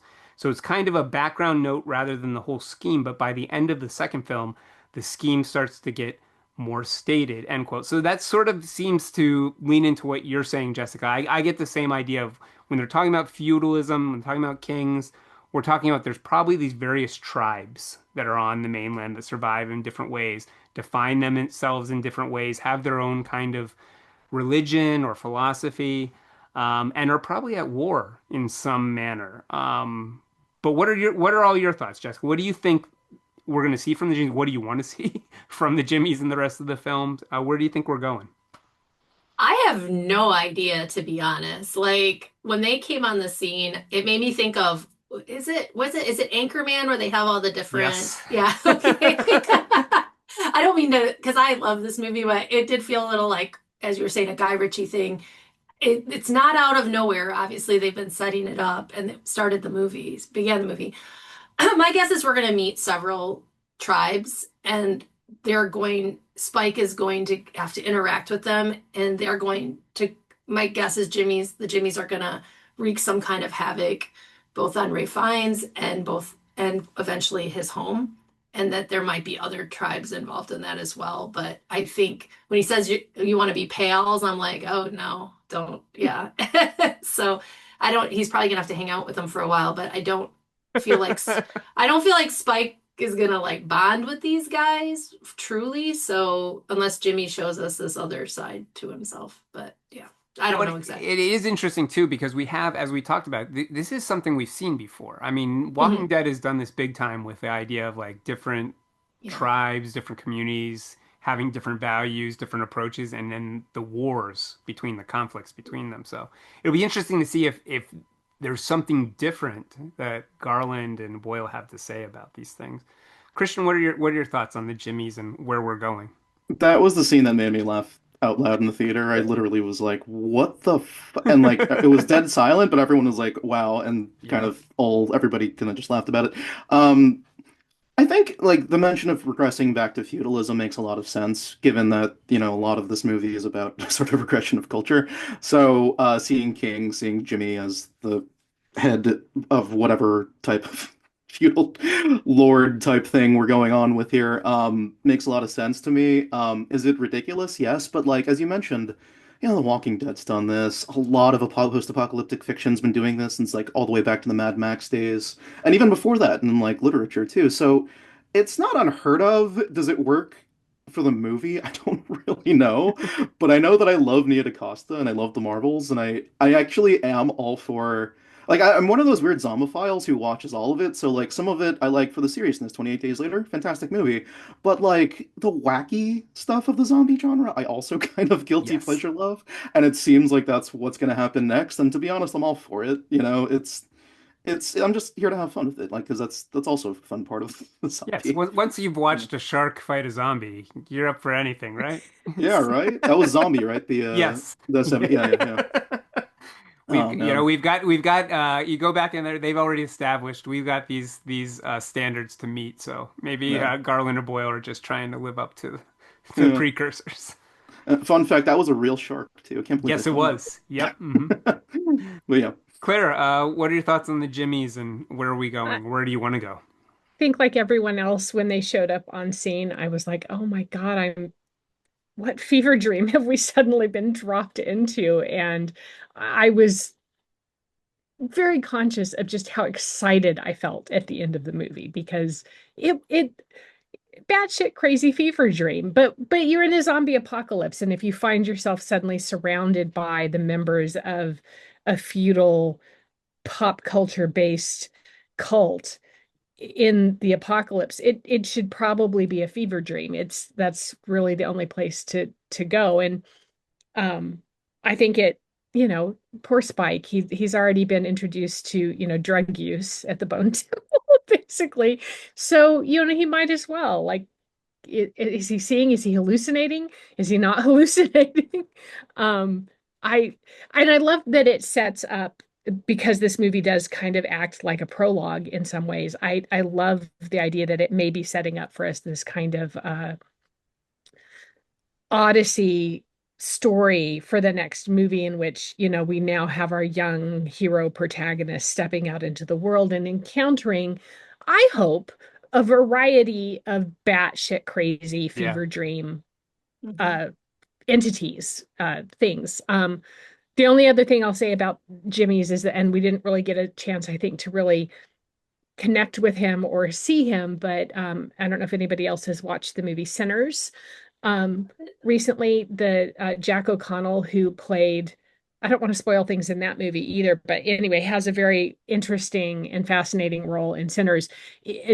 Jack O'Connell is the guy who's playing Sir Jimmy. Mhm. He's credited as Sir Jimmy Crystal. I love everything about that is amazing. Um, so after seeing him in Sinners, though, I'm like, oh yeah, I'm down for everything he's going to do with this character. I am ready to go. I agree. And I've heard that Murphy's going to come back as well. Hmm. And if That's true. then you might get a Peaky Blinders vibe going. I don't know what's going to Mm. happen, but yeah, I mean, it should be great. And he was a phenomenal in Sinner, so it'll Is be Yeah, great. Sinners was a fantastic movie Yeah, through and yeah. through. One of the best. Yeah. is Hmm. is Cillian Murphy, when we think about, what was that character's name? Uh, Jack? No, what? no, is Oh, it? it was, oh my Jim. God. Jim. It's Jim. Jim. Yeah, Yeah. So are they Jim. Oh playing God. directly off of? Yeah, Is they're he a playing I Jimmy? mean, directly it's off the of Jimmy. Jimmy. He's King Jimmy. I guess what I'm wondering is, we see I'm that, here for that. we this movie kind of undercuts the ending, not entirely, but undercuts the ending of the second film, in the sense that the ending of the second film seems to imply like Europe is gonna be ravaged, and we see this film where they pushed it back. They've established, quarantine that's successful. The first film seems to indicate that Jim and the other survivors are rescued. Does this film now, in your mind, undo that? Are you thinking they see that plane, but if they're quarantined, they never made it off the mainland? I think the second film tells us that it's very likely that they might not have survived much longer after the events of the second movie, because that pushes you out several Yeah, months from right. the end of the first movie. And I think that the second movie says, yeah, it's highly possible they were rescued from where they were. But if they did make it into a more urban area where there were some protections, that those didn't last for very long, maybe. But We will who see, I knows? guess, right? We will see. Yeah, maybe. Well, the other interesting point I wanted to mention, is this focus on community that we've been doing. We've got a Build Your Community initiative going on for part of Fanbase Press's 15th anniversary, and I will briefly encourage anyone, if you're looking to see what we're doing to support the comic community and the geek community, check that out. You can find that on our website. With these podcasts, what we've been discussing is just the role, or if the story has anything to say about community and community's role in human society, its importance. I guess what I find really interesting about this film is that a lot of things that we've had to say about community are mostly about the positive elements of it, how it benefits us. I feel like this film has, different things to say on both sides. There's ways that the community helps, and there's ways that the community hurts. And going back to something that you were saying, earlier, Claire, again, going back to a Den of Geek interview with Alex Garland, he mentions this idea of like simplicity in communities and this idea of like returning to more simple times where we have this community where we know everyone, and it's sort of a um, I don't know. It's not common for you to leave your hometown because there's a lot of risk to that, and then also referencing that I guess what you said, Claire, that there are patches of dystopias in the UK currently, and in many places, America as well, that are reflective of the dystopia that we see in this film. Maybe they're not isolated by a zombie apocalypse, but they have that same kind of small town feel, that can be both positive and negative, where there's a certain ideology, there is a separation from the world, there's only a certain amount of resources or opportunities available, and you see the world a certain way if you don't leave that community.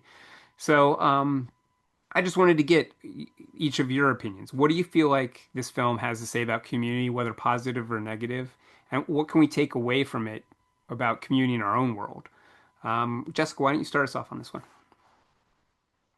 Well, I think what the film is saying, and is probably something that I believe, is that community can be a heaven for some people and a hell for other people. Like small knit communities are very supportive, but if you don't quite fit into that community, or if you go against the grain of like some of that community's norms that they've established or ideas that they've established, it can be quite destructive for an individual. So like when you like look at the Ray Fiennes character, he has no real community, really. He's gone off and isolated Right. himself to just process his own feelings of life and death and his own morality because community completely fell apart. Like the established larger community of his nation, like even when each neighborhood, like his medical profession, like everything. So he's just off on his own trying to hold his humanity together. Whereas then you have Spike's community, which seems really healthy, but is also has its fraying points. And if you don't, like you can see it with the dad, if you don't kind of go with what is established, it's not going to be a welcoming place for you. It's not going to be helpful. And so like I don't know, I love being part of communities, but I also, when you start to feel like you don't agree with what the norm is in that community, or if you don't fit into that community exactly, or you're not accepted by that community, and what you have to do to be accepted by community is kind of the negative part of it. And we see it with Republicans and Democrats right now. We see it with evangelical Christians and very far lefties. You see that, you have to do all of these things to be a good community member. And if you don't do all of these things, you're not a good community member, and then you're outcast out of our community. And every community does it. And so that's the negativity of the tribalism, it's the and so I think that the movie's doing an interesting thing there by establishing a lot of different groups. Yeah, I'm gonna stop and let Yeah. Christian Go confirm ahead, here. Christian. Yeah. No, I 100%. Oh, Yeah. am I? Okay, cool. I 100% agree with everything that you said. And there's a third tribe that I think a lot of people, especially reviewers, are missing out on talking about, and that is the alphas, the actual zombies themselves. They're creating their own Yeah. version of a society, their own version of a community. And the reason that I stress this is because a large chunk of this movie was about birth, about the baby, right? And that's kind of the arc that I think everyone, not specifically here, but like a lot of people are missing. What is that baby? Is it a hybrid? Is it one of the zombies? And more importantly, is it the Alpha's kid? And why does that matter? Why does everyone listen to him? Why is this like an outside community that are zombies, but still kind of making it work under some sort of like hierarchical functioning? I think that's fascinating because it kind of questions how communities, even among zombies, can evolve, and more importantly, how we see the external other, almost like a take on uh, what is the word? Xenophobia to some extent, you know?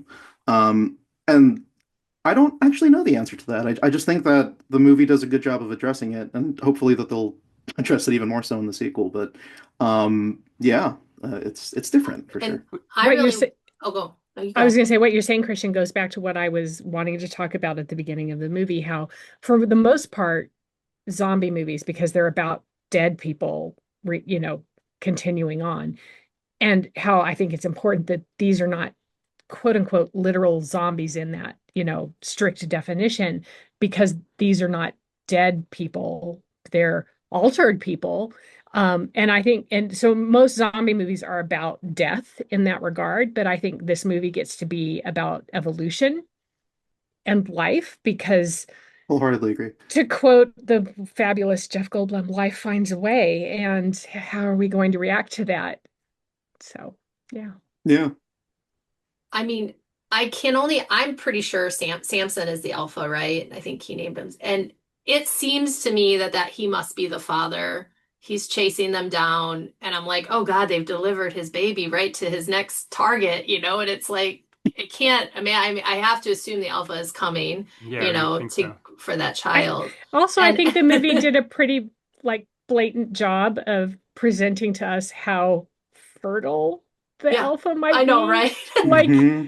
that's the moment I laughed out loud in the movie was when we finally had, well, in several scenes we get a very prominent full frontal nudity shot of this alpha zombie and holy Oh, they were cow. very okay with like, hey, the zombies won't realistically would not have clothing at this point. We are Yeah, done with clothing. We are just out there, and Just yes, naked. Alpha had a lot completely. to I guess to be proud of. He was alpha in all respects. Yeah, Yep. right. I have one comment to make about the topic of community. Hmm. I for me the story is very much about, a kid in an isolated community starting to go out and connect with other communities. And so I think that the movie's doing a very interesting job of even just with the very first connection he makes with the doctor in Yeah, showing that like there was this assumption made about who the doctor was yeah. because Stay away from him. He's crazy. members of Yeah, the community saw something that he was doing from afar, right? Like they just saw one thing he was doing and they drew conclusions that were, if they had made the risk of actually connecting and, coming over when, he's like, "Hey, come over and join me." If they had taken that risk and connected with him at that point, how differently this community might have evolved. And because I think they would have had a connection with the doctor they would at least and had a how, doctor. Yeah. yeah, and that relationship that could have been built much earlier in the story is very interesting to me. And so now we have Spike going out and making the choice to make risky connections, which, with the Jimmies probably isn't going to end up the same, but you still have to take the risk. Like that's, I think, arguable. Well, it's interesting because I agree with you, Claire. I think this is a really interesting duality present in the film and the idea of community because a community it almost reminds me of what we were talking about with parent like that trauma of realizing your parents cannot protect you or that like no one can protect you. Um, because a community protects you and it helps you grow, it fosters you for most people to some extent, you know. Um, but it does become at a point where like maybe if the community can start choking you a little bit, you know, like if you bring, I think how often someone from a small town goes to college or goes has a new experience and you know travels and they bring ideas back that are not the same as what is present in the community and that creates a real issue, real friction. You know, it can be a problem. And I think metaphorically, you're exactly right. We're seeing that with this, and I maybe there's part of me that goes, maybe those people would have interacted with the doctor in a good way. Maybe they would have went down there and shot that doctor.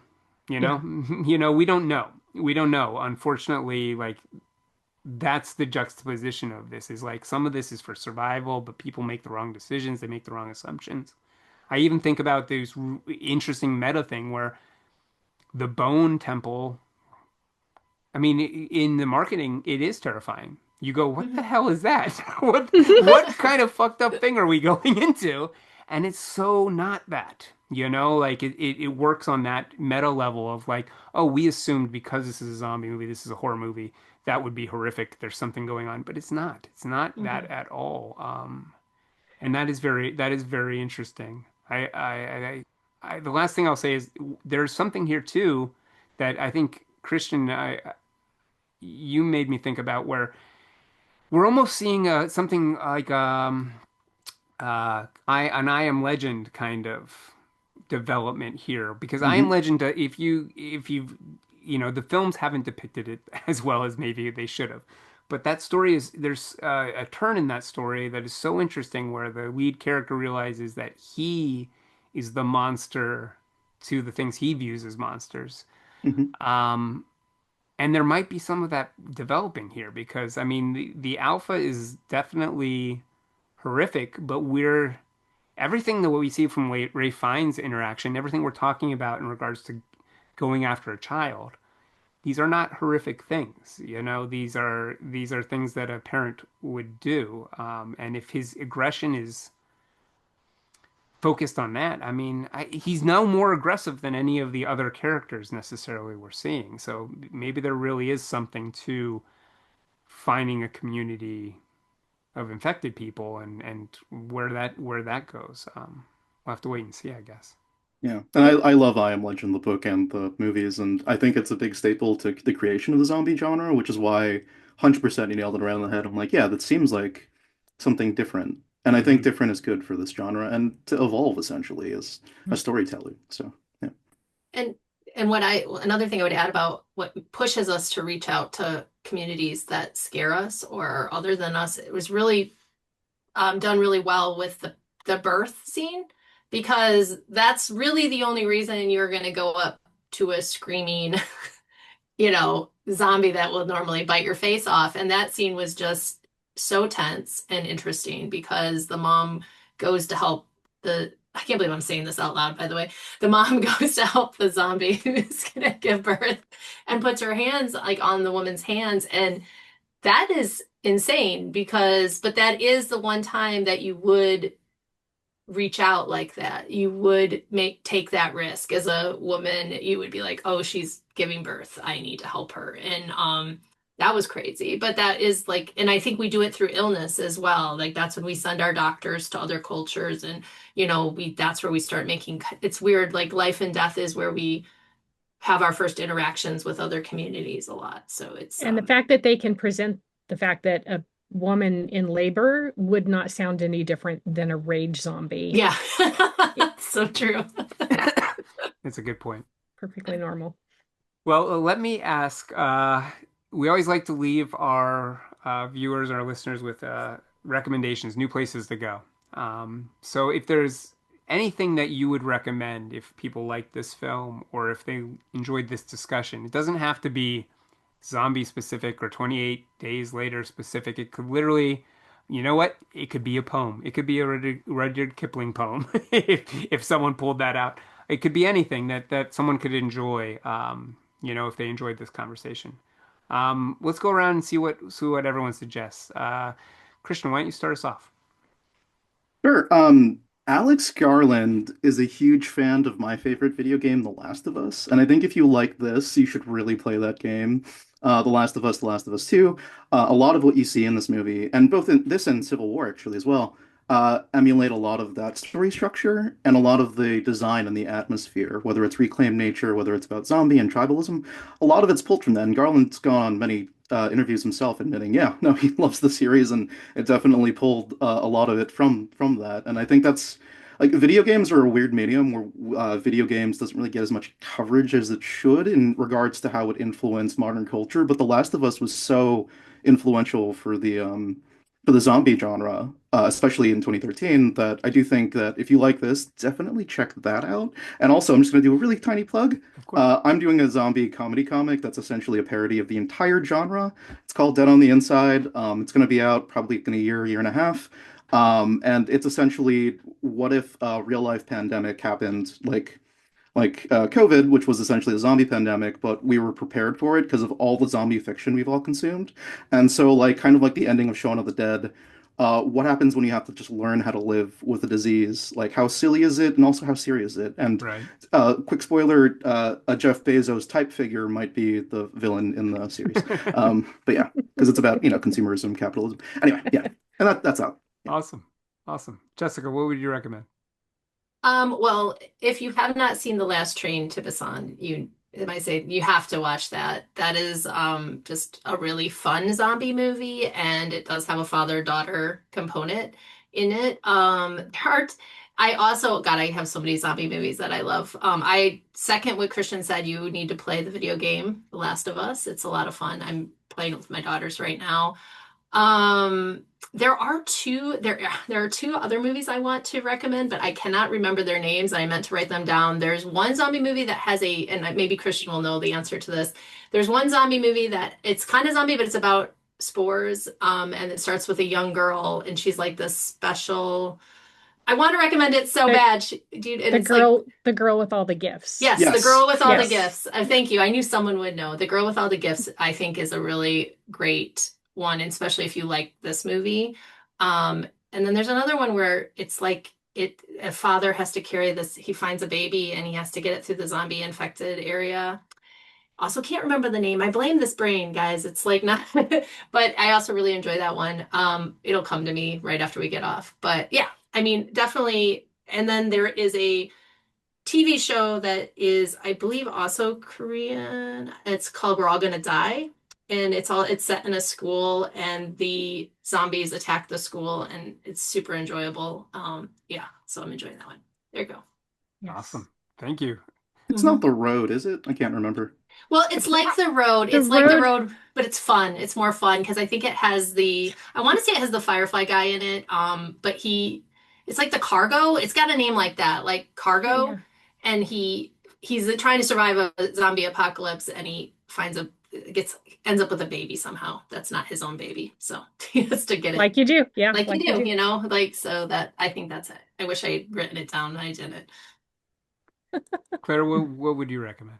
Well, I was also going to recommend The Girl with All the Gifts, Good. which is, and I would recommend either the book or the movie for that, written by Mike Carey, because and I think he's done other things for television as well. He was a TV writer before he wrote the book, and then we got the movie. But yeah, that's an amazing story as well because I think it dives very much into this isn't just about death, it's also about life and what the human Yeah. species might turn out to be because someday maybe we might not look like we do now, and very much because we continue to evolve in response to pandemics and all of these other sort of things happening. And then the other thing that I was going to recommend is an author named Caitlin Doughty. Her last name, I hope I'm saying her last name correctly. It's spelled Doughty. She is a mortician and author who writes very, very factually and entertainingly about death and the human body. She has three books that are all equally amazing. Smoke Gets in Your Eyes and Other Lessons from the Crematory, From Here to Eternity, Traveling the World to Find the Good Death. And then the last book that she's written is Will My Cat Eat My Eyeballs? And Other Questions About Dead Bodies. Um, She's a really amazing author and advocate for, like you were mentioning before, Jessica, the idea of a good death and a death that is advocated for and getting to choose, how you exit the world and what happens to your body after you've exited the world, etc. So definitely check out her books. I love her audiobooks because she narrates them herself, and I really think you get to hear her voice that way very well. And she also has a phenomenal YouTube channel where she does just like short form videos where she's largely asking, interesting questions like, will my cat eat my eyeballs? And like giving the history of funeral rites and all sorts of things. So Caitlin Doughty, definitely check that out. Awesome. Well, I will just let listeners know we will have a few recommendations from Fanbase Press in our show notes, mostly Fanbase features. You can, Claire, I know that you joined us for a 20th anniversary retrospective on 28 Days Later, I think a few years ago. We'll be Yeah, well, having and we that one. just we just did Ex Machina too. So I think Yes, all I'm going to do this year is do podcasts about why Alex not? Garland works. Honestly, I So yeah. mean, you could do much worse. We got Ex Machina that we just did a few months Yep. ago that is very relevant, and then last year's fan base feature on Civil War as well. Uh, which I think people are. It's interesting. People had a certain reaction to that when it first came out, and they're having a different reaction, it seems like these days. Um, but yeah, thank you so much for each of you for setting some time aside to talk about this film. I think we got into some really, really interesting stuff. Definitely can't wait to view it again. So appreciate you joining me on this journey. Thank you for having us. Of Yay. course. Thank you. It was fun. Let's Zombies. let our Thanks. listeners know where they can find each of you online, and if you want to point them towards any work, feel free. Given that you all do really cool things, Jessica, why don't you start us off? Well, you can find me at wickedtreepress.com and all my books. I am going to shout out my Plastic Girl series because it is about how we might evolve in a more polluted world and how that might change our bodies, since that's on theme today. I also write Monster of the Week over at Substack, where I do short horror and explore monsters. And the movie was Cargo. Go watch it. Cargo. All Okay, right. excellent. Thank you. Claire. I'm just going to point people over to my other podcasting group, popsiclepod.com. It's POPSKLPOD. Our most recent discussions have been around the movie Sinners and Rogue One, and our rewatch of that after talking about Andor as well, et cetera, et cetera. So yeah, head over to popsiclepod.com. Excellent. And Christian? You can follow me on all the socials under xn_Angelus, and then obviously thebeat.com. You can just look up my name and my bylines, and yeah, I already kind of did my promotion thing. So yeah, thanks for having me though. But yeah. Of course, of course. Well, if you want to find me on Instagram and on Blue Sky, look for me at Comic Book Sniffer. I'm also on Twitter at Comic Book Slayer. And then I will also encourage you to like Fanbase Press and the Fanbase Weekly on social media. We're on Twitter, Facebook, Blue Sky, Instagram. You can also subscribe to the Fanbase Weekly podcast on Apple Podcasts. Leave us a review or a rating because those really help us out. And then also, don't forget that you can be part of the conversation. We've got an email, thefanbaseweekly@gmail.com. Send us your thoughts on 28 days or 28 years later, 28 days later franchise, anything that you want to, anything under any geeky topic, we're happy to take on. We'd love to share your thoughts on a future episode, so send them to that email once again, thefanbaseweekly@gmail.com. I also want to say thank you as well to our sponsor, GeekFest. GeekFest Film Festivals is back for its 12th year, bigger and better than ever. Submit your science fiction, horror, fantasy, thriller, action, and fan films now. Enter your best live action or animated genre short, web series, music video, or original trailer, and be part of the world's only and longest running traveling geek genre film festival coming to Long Beach Comic Con, Rose City Comic Con, and Los Angeles Comic Con. Be a part of the 3-day event for one entry fee. Submit your work at www.filmfreeway.com/geekfest. Thank you for listening, everyone. This has been Bryant Dillon for Fanbase Press, where we celebrate fandoms and create new ones. Until next time, Memento Mori.